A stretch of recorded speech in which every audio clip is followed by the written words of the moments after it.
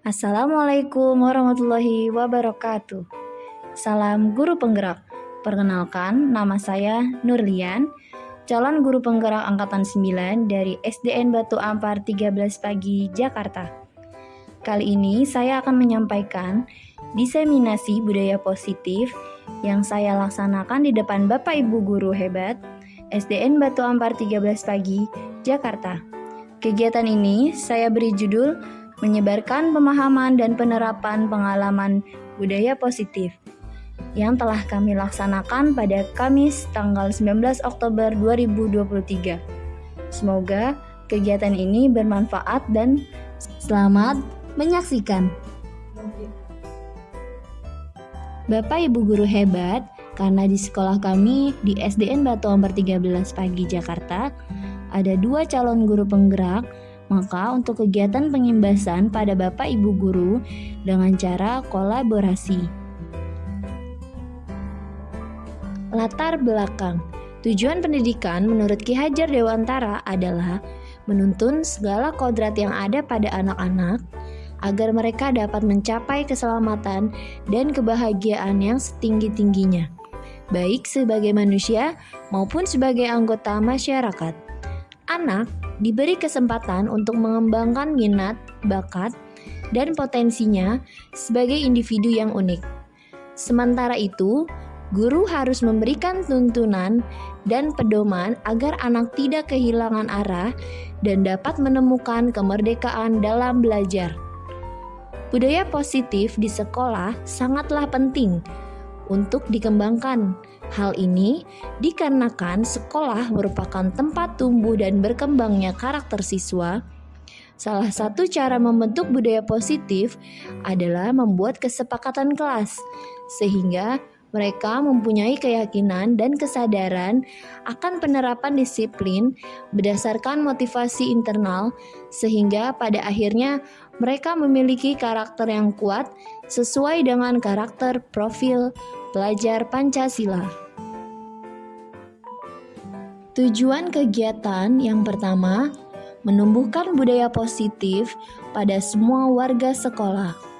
Kedua, mendukung perilaku positif yang ditunjukkan oleh semua warga sekolah. Ketiga, menciptakan suasana belajar yang aman dan menyenangkan. Tolak ukur keberhasilan. Yang pertama, terbentuknya kesepakatan dan keyakinan kelas yang dibuat oleh siswa bersama wali kelas atau guru. Kedua, siswa menerapkan kesepakatan dan keyakinan kelas secara konsisten. Ketiga, menguatnya karakter positif dalam diri siswa seperti religius, disiplin, tanggung jawab, mandiri, gotong royong, dan lain-lain. Serta siswa merasa aman, nyaman, dan senang berada di sekolah. Keempat, sebagian besar guru sudah menerapkan segitiga restitusi dalam menangani kasus siswa. Konsep inti budaya positif. Pertama, perubahan paradigma belajar. Kedua, disiplin positif. Ketiga, nilai-nilai kebajikan. Keempat, kebutuhan dasar manusia. Kelima, motivasi perilaku manusia. Keenam, posisi kontrol guru. Ketujuh, keyakinan kelas. Yang kedelapan, segitiga restitusi. Warahmatullahi wabarakatuh. Semangat pagi. Pagi luar biasa. Yes. Pada yang terhormat Ibu Tuti Sujiati MPD selaku Kepala Sekolah SDN Batu Ampar 13 Pagi, yang terhormat Bapak Ibu guru yang sama-sama kita hormati. Alhamdulillah pada hari ini kita bisa berkumpul di siang hari dalam rangka menyebarkan pemahaman dan penerapan pengalaman budaya positif. Jadi Bapak Ibu, adanya kami berdua di sini, saya Ibu Ricandra ini dan Saya Nurlian ingin berdiskusi, ingin sharing ilmu terkait dengan materi yang sudah kami dapatkan dalam pendidikan guru penggerak angkatan 9 ini. Alhamdulillah kami telah menyelesaikan modul 1 titik 1 sampai 1.4.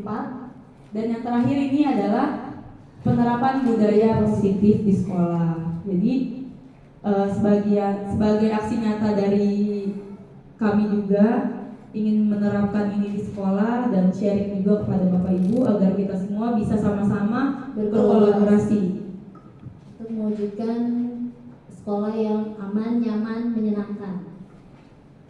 Langsung saja Bu Lian, atau mungkin kita Boleh? oke, kalau nggak kita ice breaking dulu ya biar semangat ya Bapak Ibu. Semangat. Oke, ini gampang kok ice breakingnya. Kita duduk-duduk aja, nggak kayak kemarin. Ya, nanti ikutin saya ya, kita nyanyi bareng-bareng. Ya, buka tutup, bertepuk tangan. Buka tutup, bertepuk tangan. Digulung-gulung, lalu tersenyum. Digulung-gulung, lalu tertawa. Hahaha. Oke, sekarang berarti nyanyi bareng-bareng ya, satu kali lagi. Yuk, udah hafal kan? Ya. 1, 2, 3. Buka tutup, bertepuk tangan. Buka tutup, bertepuk tangan. Digulung-gulung, lalu tersenyum. Digulung-gulung, lalu tertawa. Haha. Oke, terima kasih. Tepuk tangan untuk kita semua.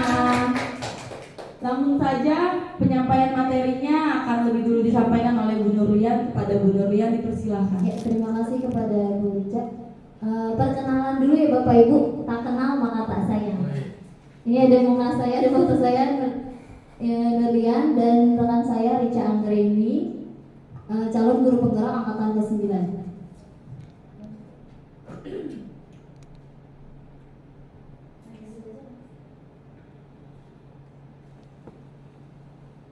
Latar belakangnya yang pertama, tujuan pendidikan menurut Ki Hajar Dewantara adalah menuntun segala kodrat yang ada pada anak-anak agar mereka dapat mencapai keselamatan dan kebahagiaan yang setinggi-tingginya, baik sebagai manusia maupun sebagai anggota masyarakat. Kemudian anak diberi kesempatan untuk mengembangkan minat, bakat, dan potensinya sebagai individu yang unik. Sementara itu, guru harus memberikan tuntunan dan pedoman agar anak tidak kehilangan arah dan dapat menemukan kemerdekaannya sendiri dalam belajar. Budaya positif di sekolah sangatlah penting untuk dikembangkan. Hal ini dikarenakan sekolah merupakan tempat tumbuh dan berkembangnya karakter siswa.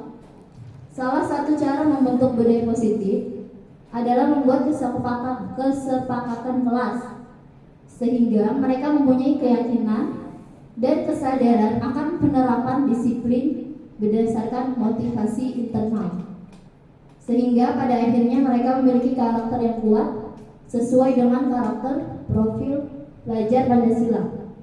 Jadi yang kita utamakan yaitu motivasi intrinsiknya dari dalam tubuhnya si murid sendiri, tanpa ada dari pihak luar.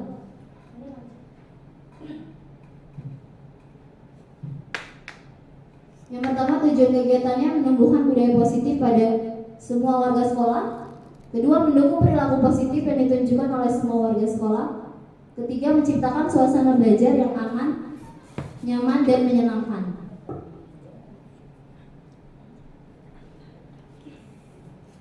Nah, tolak ukur keberhasilannya.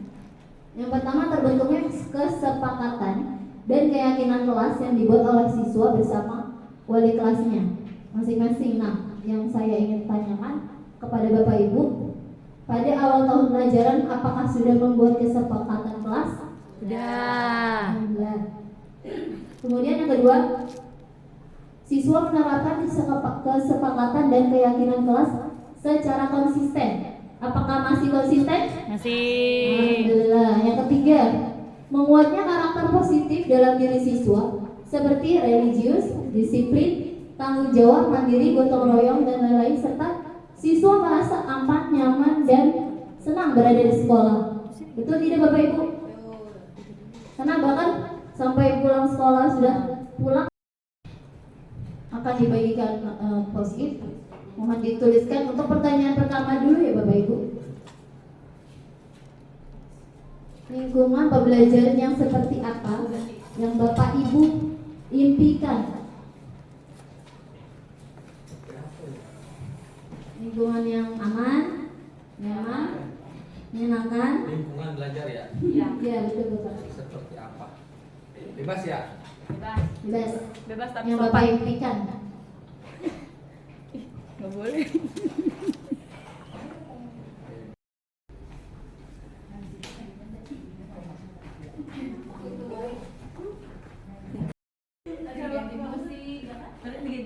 Oh iya, berarti nggak apa-apa ngomong ya? Nih, gua nggak ada ya. Bentar.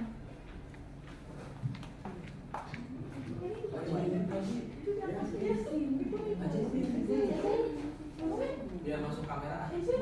Kameramennya lebih. Kameramennya soalnya galak. Biar masuk kamera. Dipencet nggak? Masa ya bodoh banget. Suaranya kedengeran. Kelas 1 emang agak lama. Boleh non. Soalnya dieja nulisnya.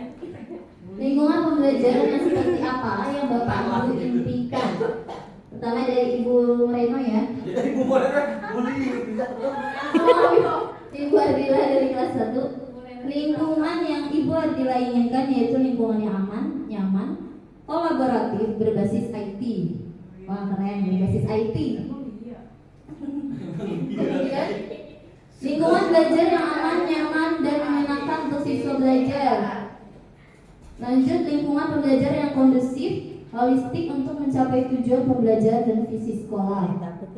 Terjalinnya hubungan yang baik antara guru dan peserta didik, sehingga peserta didik merasa nyaman dan antusias dalam mengikuti pelajaran. Murid-murid yang seperti apa yang Bapak dan Ibu harapkan. Jadi nanti minta tolong Bapak Ibu menuliskan harapannya murid-muridnya itu yang seperti apa gitu. Apakah murid-muridnya yang berkarakter ataukah disiplin? Murid seperti apa yang Bapak dan Ibu harapkan? Di sini sudah ada jawaban dari Bapak Ibu guru hebat. Murid-murid yang bisa memiliki pengetahuan dan perilaku sesuai dengan dimensi P5. Berkarakter, patuh, santun, bersemangat, sehat jasmani dan rohani. Murid yang aktif, interaktif, dan berkarakter, sopan santun. Murid-murid yang aktif dalam kegiatan belajar. Murid yang berakhlak, rajin, jujur, saling menghormati dan menghargai. Berkreatif dan mempunyai cita-cita yang tinggi. Selanjutnya, murid-murid yang memiliki rasa disiplin yang tinggi, kritis, mampu menyuarakan pendapatnya. Bapak Ibu, nah makanya gimana caranya untuk kita bisa mewujudkan harapan dari Bapak Ibu guru semua ini? Kan udah banyak tuh harapannya ya. Kita bisa berkolaborasi Bapak Ibu. Jadi semua yang kita harapkan insya Allah bisa terwujud dengan adanya kolaborasi. Selanjutnya, Asal dari kata disiplina yang artinya belajar. Disiplin mengacu pada disiplin diri yang memiliki tanggung jawab terhadap apa yang dilakukannya berdasarkan nilai-nilai yang diyakini. Disiplin positif merupakan salah satu cara penerapan disiplin yang bertujuan untuk menumbuhkan kesadaran serta memberdayakan peserta didik tanpa imbalan, penghargaan atau reward, ancaman atau hukuman. Jadi murid-murid kita tumbuhkan kesadarannya tanpa kita beri reward, tanpa kita menghukumnya, tanpa kita mengancamnya. Nah, sebagai pendidik, tujuan kita adalah menciptakan peserta didik yang memiliki disiplin diri sehingga mereka berperilaku mengacu kepada nilai-nilai kebajikan universal dan memiliki motivasi intrinsik dalam perubahan perilaku ke arah yang lebih baik. Selanjutnya materi akan dilanjutkan oleh Bu Rica.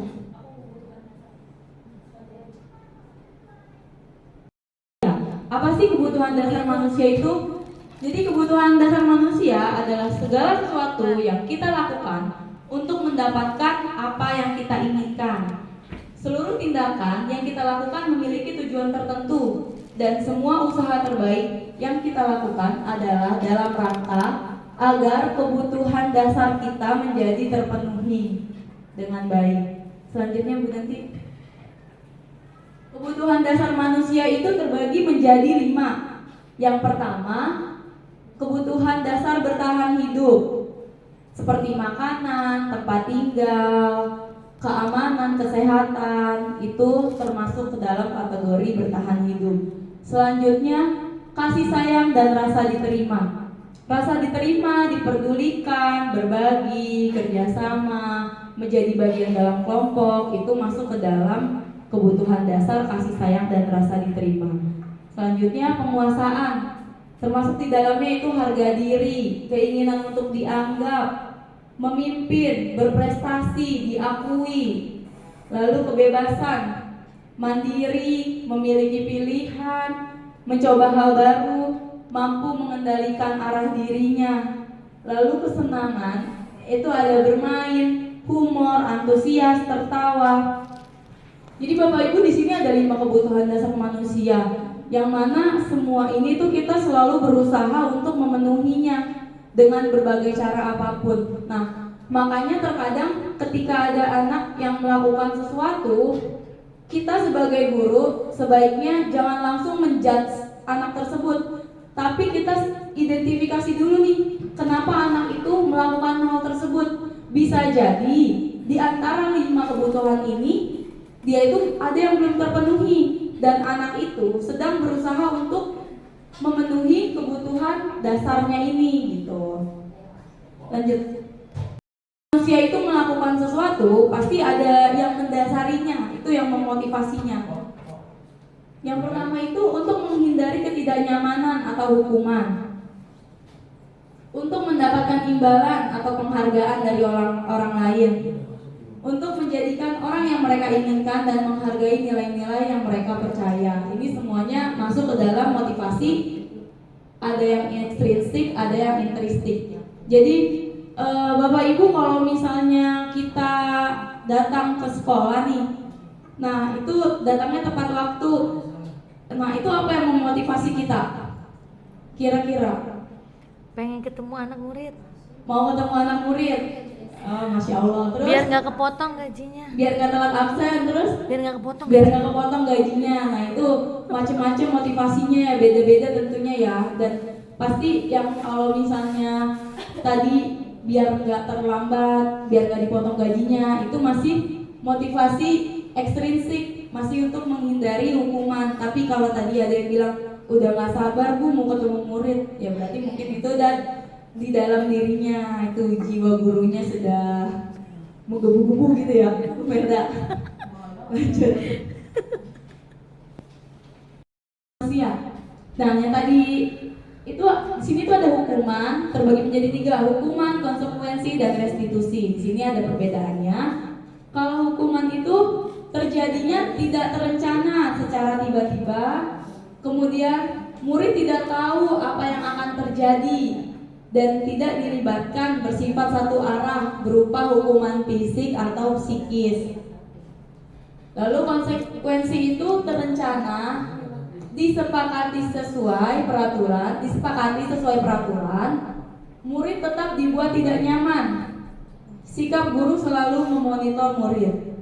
Sedangkan kalau restitusi, proses menciptakan kondisi bagi murid untuk memperbaiki kesalahan. Proses kolaboratif yang mengajarkan murid untuk mencari solusi sendiri. Jadi kalau di restitusi itu tugas kita sebagai pendidik itu hanya menuntun peserta didik agar peserta didik itu bisa menemukan solusi dari permasalahan yang telah ia buat gitu.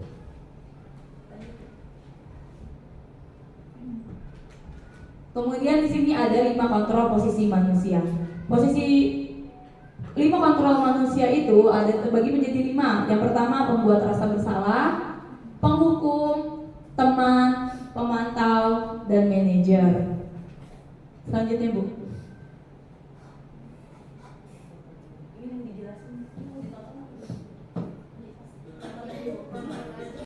Harus bisa sabar menahan emosinya. Nah, berarti dia nantinya akan menjadi orang yang bertanggung jawab. Kemudian refleksi diri dari budaya positif yang tadi kita sampaikan, membangun budaya positif di sekolah. Betul kata Ibu Kepala Sekolah, Ibu Tuti, yaitu membutuhkan proses. Tidak bisa dilakukan dengan instan, dengan cepat. Selain itu, membangun budaya positif membutuhkan keterlibatan semua pemangku kepentingan di sekolah. Gak cuma Ibu Kepala Sekolah, gak cuma Bu Cici dan saya atau guru-guru lain, semua, kita semua warga sekolah. Kemudian orang tua juga itu harus terlibat untuk mewujudkan budaya positif. Kemudian budaya positif di sekolah merupakan suatu keharusan. Jika satuan pendidikan menginginkan peserta didik yang unggul dalam prestasi, cerdas, berkarakter, dan berwawasan lingkungan sesuai visi sekolah kita.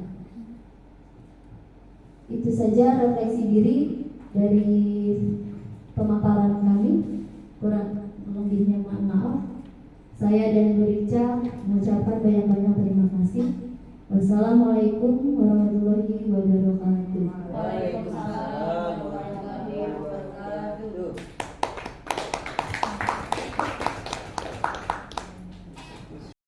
Siswa yang berbeda-beda, jadi pada praktek mengajar kadang-kadang saya membedakan cara menanggapi masalahnya, karena ada siswa yang kita ajak seperti kita sebagai manajer, mereka nggak nyambung Bu.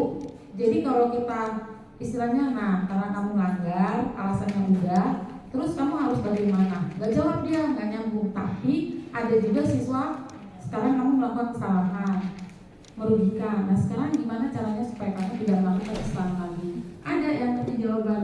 Mungkin nanti kalau saya metode saya jadi beda-beda Bu. Dengan anak yang satu dengan anak yang lain. Ada yang mereka cepat tanggap, gurunya menanyakan seperti ini. Ada juga yang tidak mengerti. Jadi kadang-kadang ini ada anak yang akhirnya saya kasih hukuman, tapi hukumannya bukan istilahnya hukuman fisik ya. Berarti kamu nanti pulang sekolah bantuin tiket teman kamu ya, saya bilang gitu. Jadi kalau kamu misalnya berkali-kali tidak membawa buku apa, berarti kamu seminggu piket berapa kali? 5 kali Bu. Kalau dalam waktu 5 hari melakukan kesalahan. Jadi seperti itu kalau di murid saya Bu. Memang seperti kita ketahui ya, memang kondisi dan dari anak-anak tuh berbeda-beda dan pastinya cara penanganannya pun berbeda-beda. Dan dari 5 posisi kontrol yang ada, sebenarnya ini tidak ada yang salah ya Bapak Ibu. Tidak ada yang salah, semuanya juga punya positif dan negatifnya masing-masing. Tapi yang paling ideal, yang bisa menumbuhkan motivasi intrinsik dalam diri peserta didik adalah posisi kontrol manager. Dan memang kalau di anak SD itu kita agak sulit ya Bu ya memunculkan kritis. Nah, mungkin di situ peran guru yang harus lebih dominan. Jadi kita terus pancing dia dengan pertanyaan-pertanyaan yang kalau misalnya kayak kamu nggak bawa buku ini, terus apa yang bisa kamu lakukan? Misalnya dia nggak bisa jawab ya Bu Murti. Nah nanti kita terus pancing. Kalau misalnya kayak gini, menurut kamu gimana? Terus kita kasih pilihan karena memang semua ini kan dalam bentuknya masih proses. Mungkin kalau misalnya nanti anak sudah terbiasa untuk mengemukakan pendapatnya, insya Allah sih menurut saya akan jadi terbiasa gitu ya Bapak Ibu. Mungkin kalau pendapat dari saya sih seperti itu. Mungkin ada tambahan dari Bu Lian. Gitu. Terima kasih. Saya sebenarnya sama Bu Rica. Anak SD itu kan susah ya Bu, kita ajak bernalar kritis itu. Harus kita pancing dulu. Kitanya harus sabar. Kamu melakukan kesalahan ini pasti ada penyebabnya. Nah, lalu kamu ingin memperbaikinya ke depannya harus bagaimana? Agar kamu memiliki rasa tanggung jawab. Kalau mesti diem aja kita pancing lagi Bu. Memang kita harus sabar kalau di posisi manajer ini. Seperti itu Ibu. Diskusi kami kali ini, kalau misalnya nanti ada yang perlu didiskusikan lagi, mungkin nggak harus secara formal kayak gini ya Bu Ibu. Kalau lagi di ruang guru kita boleh sambil diskusi, sambil sharing ya Bu Ibu. Biar kitanya juga makin sama-sama belajar, jadi semakin banyak permasalahan yang kita hadapi, tentunya kita makin banyak pelajaran yang bisa kita ambil ya. Terus juga kan terutama saya dan Bulian juga mungkin bisa sharing-sharing nih sama guru-guru yang memang udah lebih senior dari kami, yang udah banyak menangani permasalahan-permasalahan anak-anak yang segala macam bentuknya gitu. Assalamualaikum warahmatullahi wabarakatuh. Saya adalah guru di SDN Batu Ampar 13 pagi.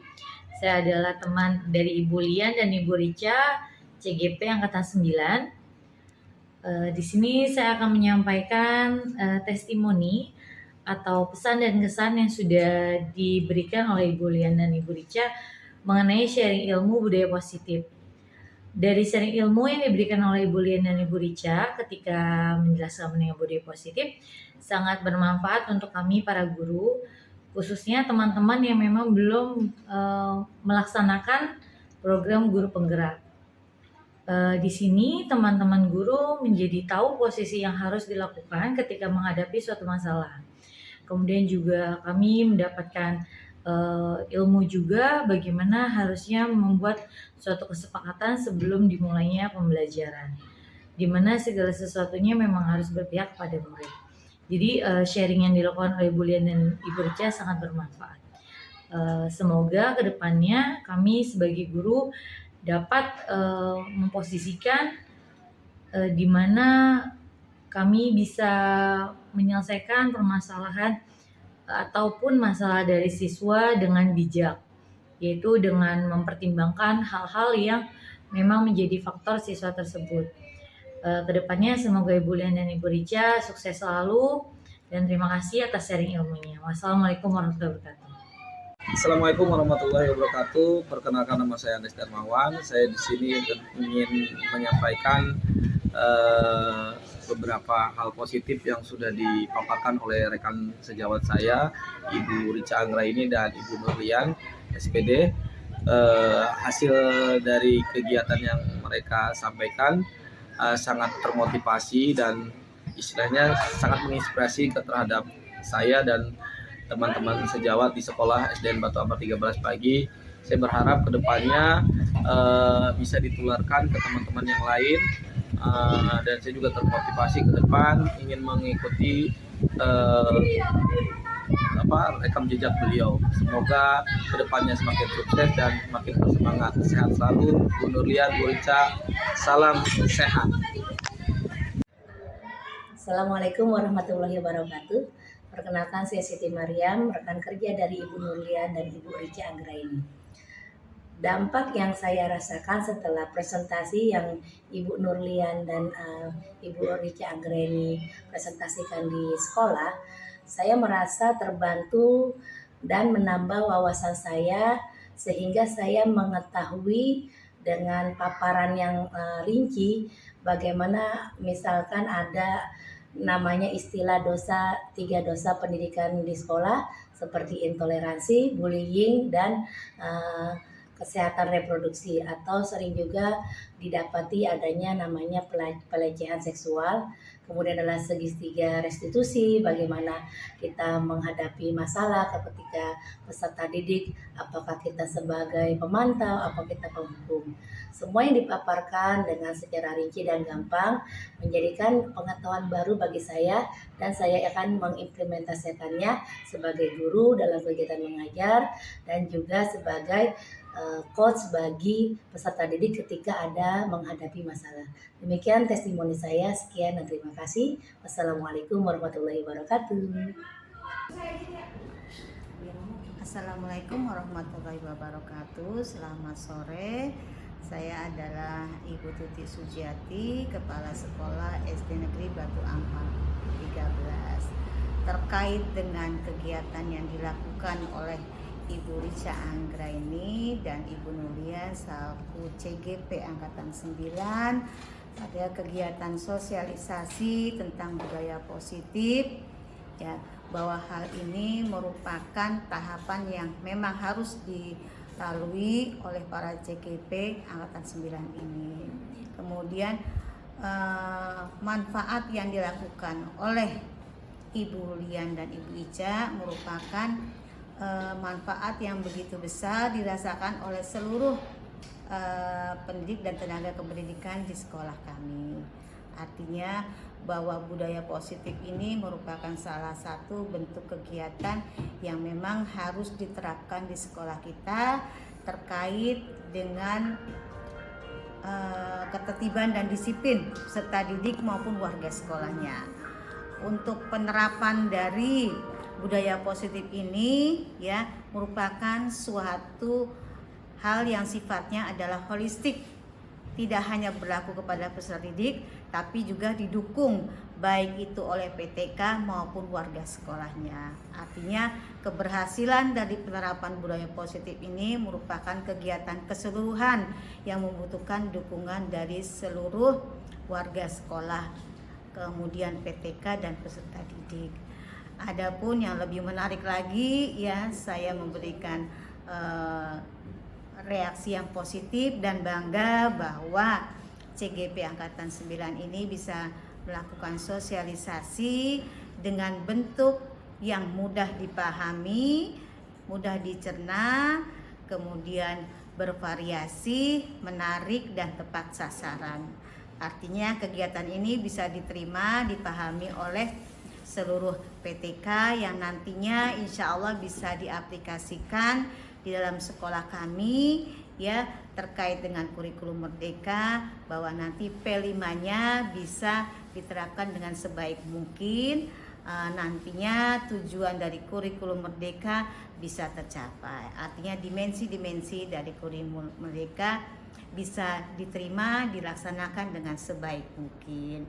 Artinya bahwa semuanya ini akan bermuara kepada peserta didik dan layanan pendidikan. Insya Allah dengan adanya kegiatan dari CGP 9 ini dapat meningkatkan mutu pembelajaran dan pendidikan di SD Negeri Batu Ampar 13 Pagi. Saya rasa cukup sekian. Sekali lagi terima kasih baik kepada PP maupun kepada Ibu Rica Anggraini dan Nurlian. Kedepannya lebih sukses lagi. Saya akhiri. Wassalamualaikum warahmatullahi wabarakatuh.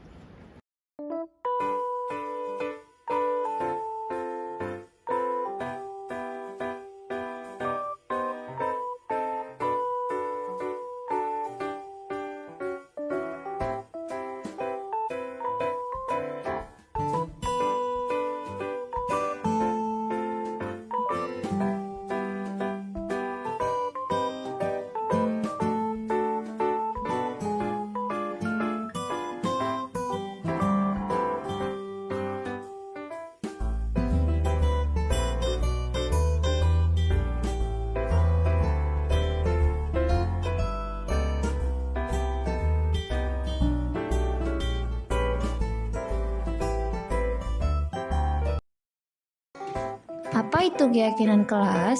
Keyakinan kelas adalah nilai-nilai kebajikan universal yang disepakati oleh semua pihak, lepas dari latar belakang suku, negara, bahasa, maupun agama.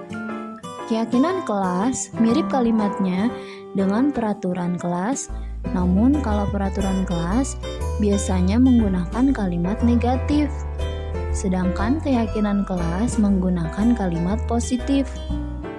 Peraturan kelas terbit tanpa persetujuan semua pihak, sedangkan keyakinan kelas disepakati oleh semua pihak. Rambu-rambu keyakinan kelas. Pertama, pernyataan keyakinan kelas senantiasa dibuat dalam bentuk positif. Kedua, keyakinan kelas hendaknya tidak terlalu banyak, sehingga mudah diingat dan dipahami oleh semua warga kelas. Ketiga, keyakinan kelas sebaiknya sesuatu yang dapat diterapkan di lingkungan tersebut. Keempat, semua warga kelas hendaknya ikut berkontribusi dalam pembuatan keyakinan kelas. Kelima, bersedia meninjau kembali keyakinan kelas dari waktu ke waktu. Tujuan dari keyakinan kelas. Pertama, menumbuhkan keterlibatan murid dalam membentuk keyakinan kelas untuk mencapai kelas impian bersama guna mewujudkan pembelajaran yang efektif. Kedua, mewujudkan merdeka belajar yang berpusat dan berpihak pada murid. Ketiga, menciptakan komunikasi segala arah antara guru dan murid-murid.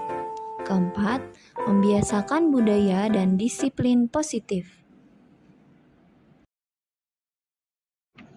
Mari kita simak praktik membuat keyakinan kelas 6B. Belum, Bu.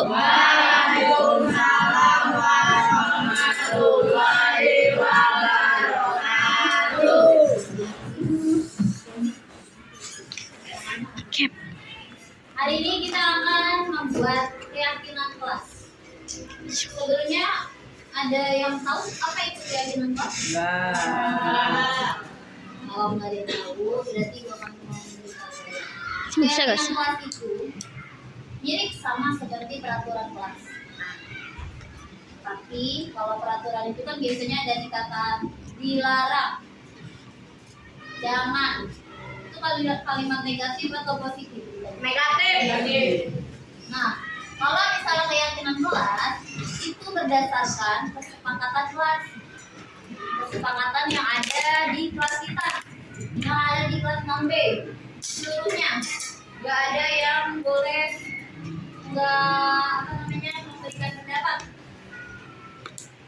Nah, keyakinan kelas ini nanti kita sepakati. Misalnya yang pertama, saling menghargai sesama teman. Boleh. Itu satu. Berarti kalau misalkan peraturan tidak boleh isi gaduh. Nah, kalimatnya kita ubah menjadi kalimat positif. Hilangin tuh kata-kata yang tidak boleh, dilarang. Ya, berarti jadinya saling menghargai sesama teman. Terus ada lagi nggak? Kesepakatan kamu aja di kelas ini maunya apa? Datang tepat waktu.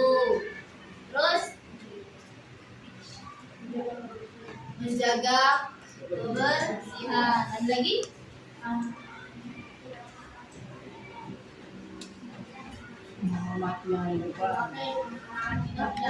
Memakai seragam lengkap. Nah, itu semua kalian sepakati.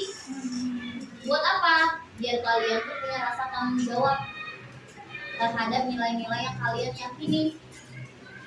Nah, kalau kamu nanti udah membuat keyakinan kelas, berarti kan kamu udah sepakat.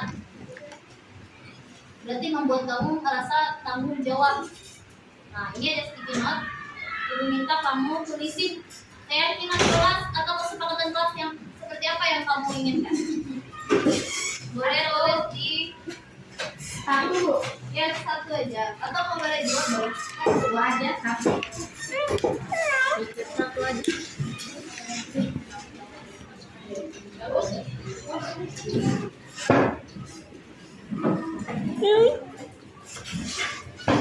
Nanti kalau yang sudah ditempel di papan tulis ya, yang rapi. Yang di pinggirannya di tengahnya. Berarti satu kali.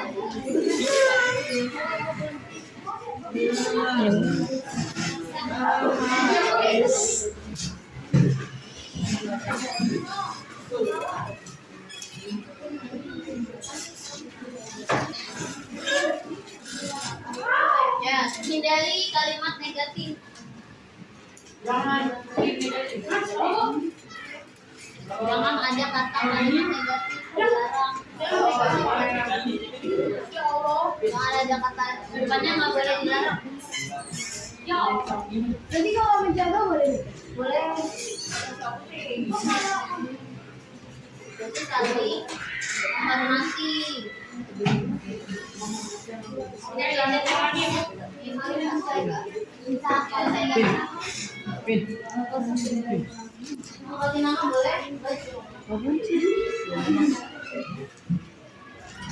Yang sudah boleh langsung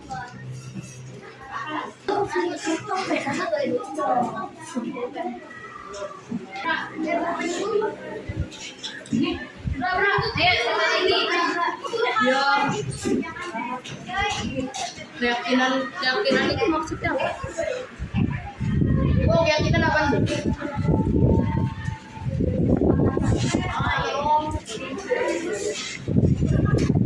Ini pakai kalimat positif. 211 kali. Jatuh ke anggur. Jadi. Oh, jabat.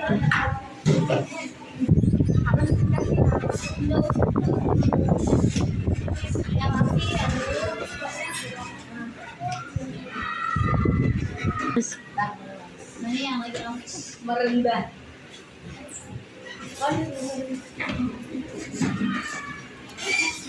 Gua mau masuk primary ini. Iya benar. Saya mau bikin not baru, punya saya kan mantap banget.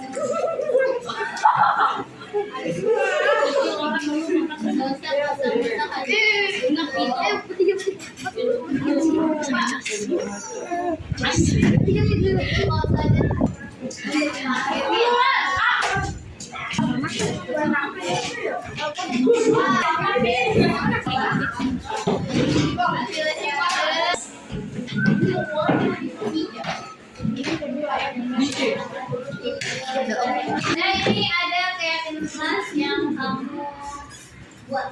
Kalian tulis. Yang pertama, saling sayang menyayangi sesama teman berarti salingan. Tidak. Saling menyayangi. Yang kedua, berpakaian sesuai jadwal. Berarti menggunakan seragam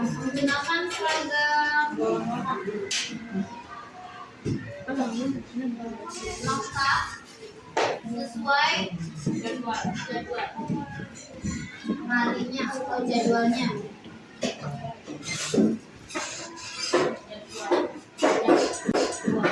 Kemudian yang ketiga, datang tepat waktu. Boleh. Ada orang yang sama itu tulisnya satu saja ya. Kemudian menghormati yang ada di depan. Berarti menghargai. Di depannya di depan mana nih? Depan sekolah. Menghargai orang yang sedang berbicara. Orang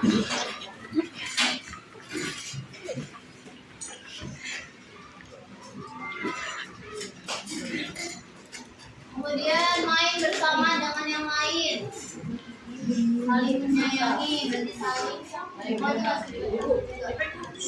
tidak saling mengata-ngatai orang tuanya, berarti saling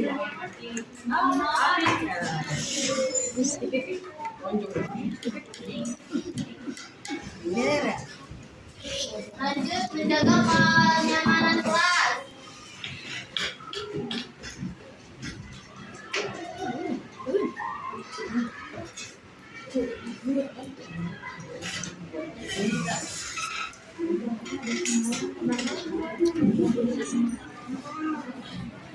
Tujuh,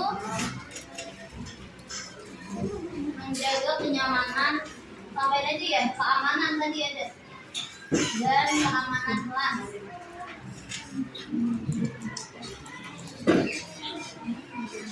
Kemudian menjaga keadilan kelas, menjaga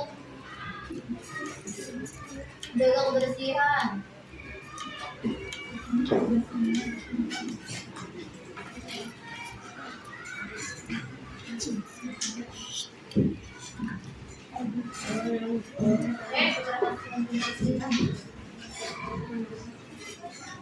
Itu di kolom aja. Kamu tulis itu wajib mengerjakan PR, berarti sampai tadi nih jangan wajib mengerjakan. Nah dari yang kalian tulis ini, nah dapat nih kita nih ada 11 setia dengan kelas. Coba dibaca bagi nomor 1 apa? Saling menyayangi. Ya, berarti kita harus saling menyayangi antar teman ya. Kemudian yang kedua baca Isan, menggunakan seragam Ya, jangan sampai salah seragam ya. Senin berarti apa bajunya? Putih. Masa? Putih merah.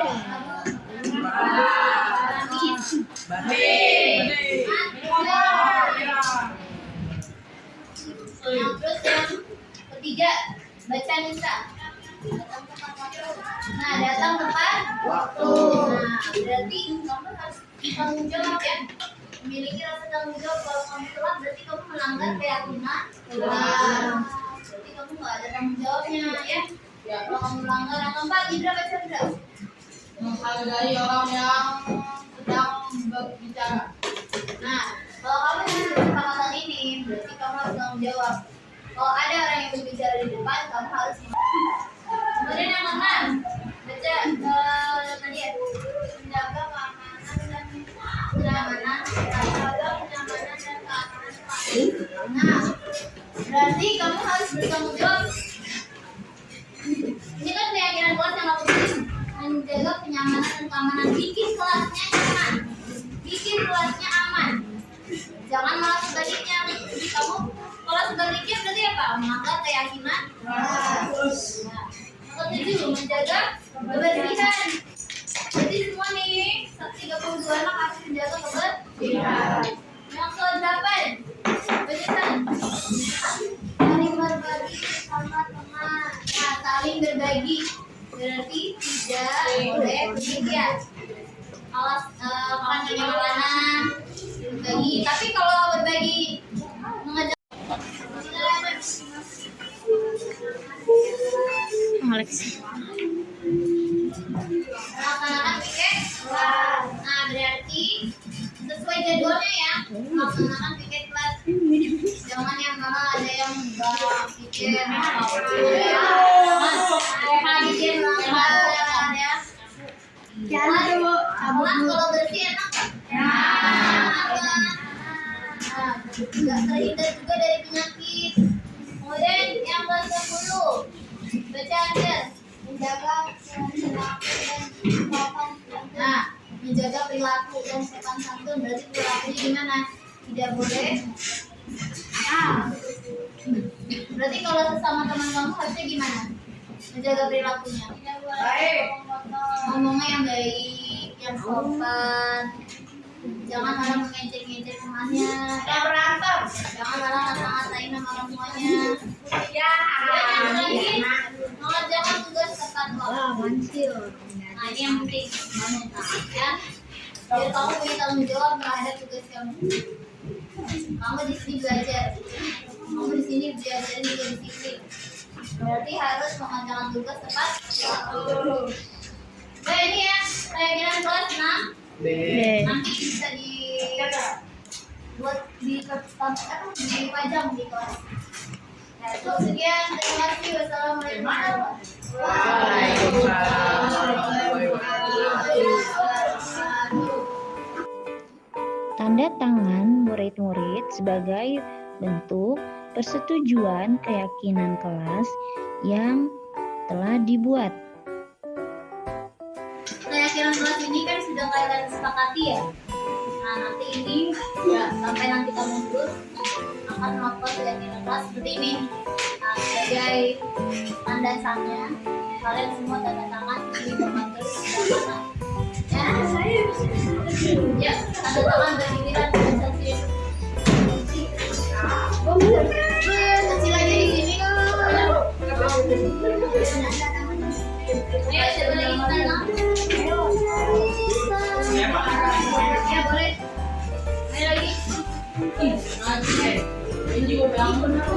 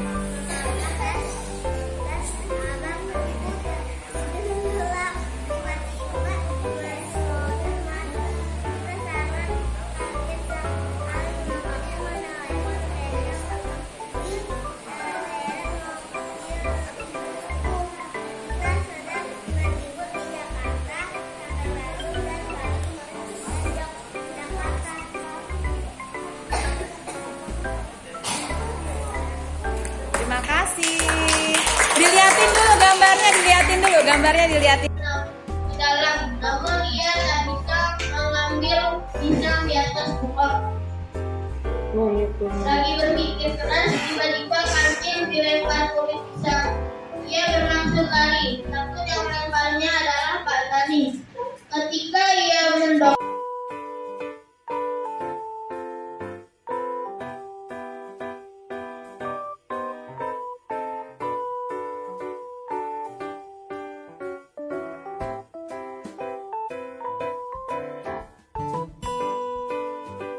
di danau, ternyata danau yang biasanya airnya melimpah, kini telah kering. Satu-satunya yang belum dikunjungi oleh si kancil adalah sebuah kolam besar di danau. Ternyata danau yang biasanya airnya melimpah, kini telah kering.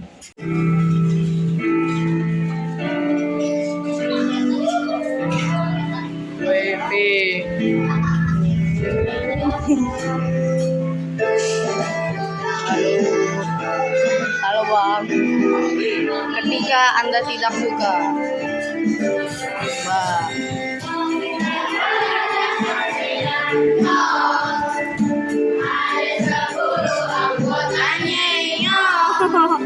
Nyanyi gak?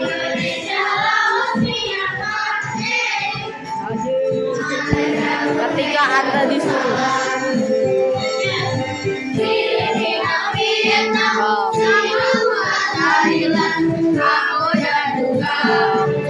Halo Bang.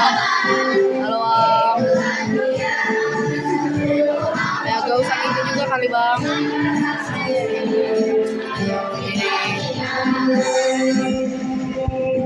Halo Bang. Ya. Ya Bang, ikut.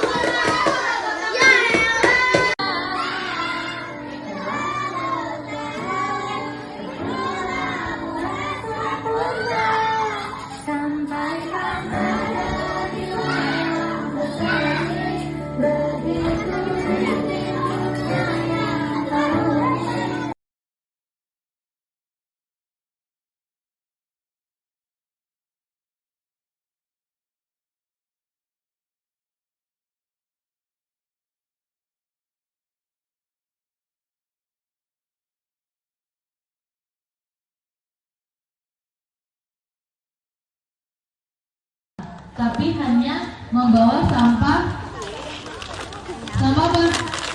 Iya, sampah plastik yang kering dan bersih. Oke? Nah, terus Bu gimana? PT-nya nggak ada lagi. Ada operasi semut saja di kelas. Oke? Pak, di kelas masih? Siap? Iya. Siap nggak? Iya.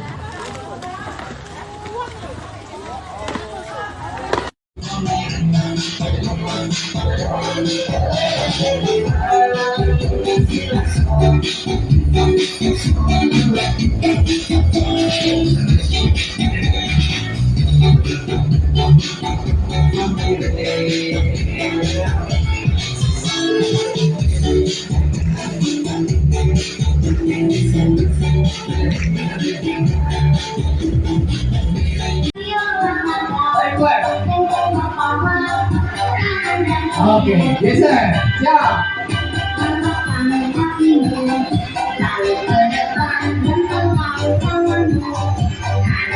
Oke.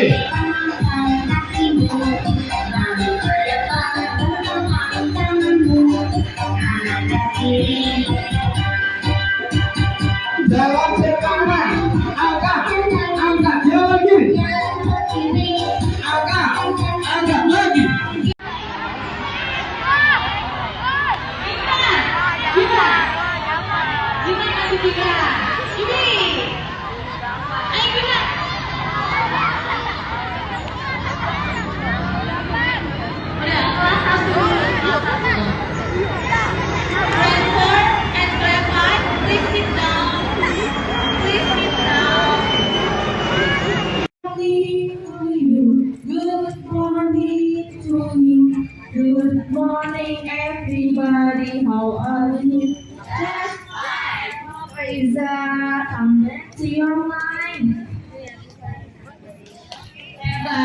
Give applause. Oke. Kalau kau suka hati tepuk tangan. Kalau kau suka hati, mari kita lakukan. Kalau kau suka hati tepuk tangan. Kalau kau suka